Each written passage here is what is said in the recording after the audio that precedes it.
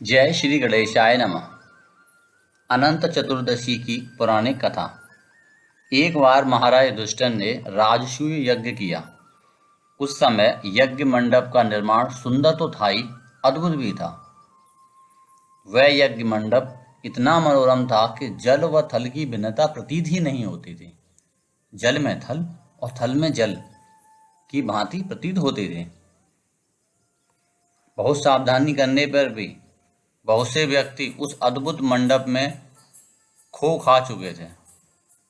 एक बार कहीं से टहलते टहलते युवराज दुर्योधन भी उस यज्ञ मंडप में आ गया और एक तालाब को स्थल समझ उसमें गिर गया।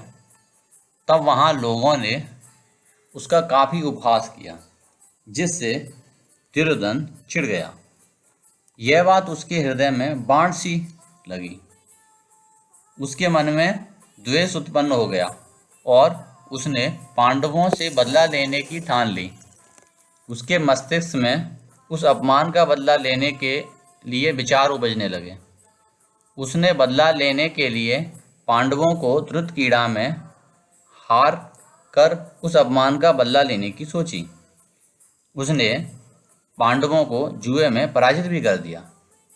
पराजित होने पर प्रतिज्ञा अनुसार पांडवों को 12 वर्ष के लिए वनवास भोगना पड़ा। वन में रहते हुए पांडव अनेक कष्ट सहते रहे। एक दिन भगवान कृष्ण जब मिलने आए तब युधिष्ठिर ने उनसे अपना दुख कहा और दुख दूर करने का उपाय पूछा। तब भगवान श्री कृष्ण ने कहा, हे युधिष्ठिर, तुम विधि पूर्वक अनंत भगवान का व्रत करो। इससे तुम्हारा सारा संकट दूर हो जाएगा और तुम्हारा खोया राज्य भी पुनः प्राप्त हो जाएगा। श्री कृष्ण ने उन्हें एक अनंत चतुर्दशी की कथा सुनाई। प्राचीन काल में सुमंत नाम का एक नेक तपस्वी ब्राह्मण था। उसकी पत्नी का नाम दीक्षा था। उसकी एक परम सुंदरी धर्मपरायण ज्योतिर्मयी कन्या थी, जिसका नाम सुशीला था। सुशीला जब बड़ी हुई तो उसकी माता की मृत्यु हो गई। पत्नी के मरने के बाद सुमंत ने कर्कशा नामक स्त्री से दूसरा विवाह कर लिया। सुशीला का विवाह ब्राह्मण सुमंत ने कौंडिल्य ऋषि के साथ कर दिया। विदाई में कुछ देने की बात पर कर्कशा ने दामाद को कुछ ईंटें और पत्थरों के टुकड़े बांधकर दे दिए। कौंडिल्य ऋषि दुखी हो अपनी पत्नी को लेकर अपने आश्रम की ओर चल दिए, परंतु रास्ते में रात हो गई। वे नदी तट पर संध्या करने लगे। सुशीला ने देखा वहां पर बहुत सी स्त्रियां सुंदर वस्त्र धारण कर किसी देवता की पूजा कर रही थीं। सुशीला के पूछने पर उन्होंने विधि पूर्वक अनंत व्रत की महत्ता बतलाई। सुशीला ने वही उस व्रत का अनुष्ठान किया और 14 गांठों वाला डोरा हाथ में बांधकर ऋषि कौंडल्य के साथ आ गई। ऋषि कौंडल्य ने सुशीला से डोरी के बारे में पूछा तो उसने सारी बात बता दी।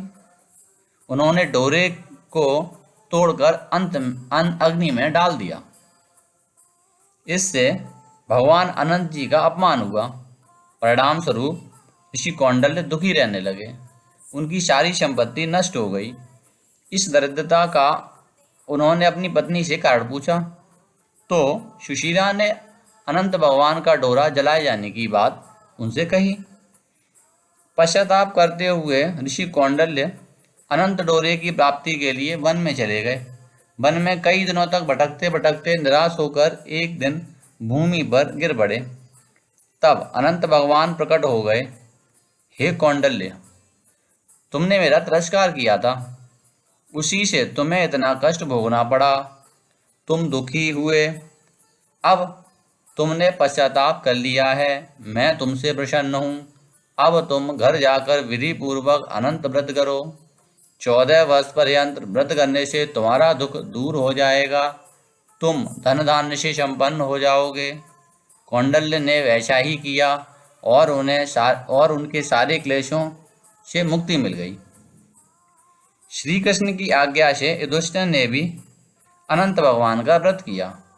जिसके प्रभाव से पांडव महाभारत के युद्ध में विजयी हुए तथा चिरकाल तक राज्य करते रहे। इस प्रकार अनंत चतुर्दशी की यह कथा समाप्त हुई। जय श्री अनंत वासुदेवाय नमः।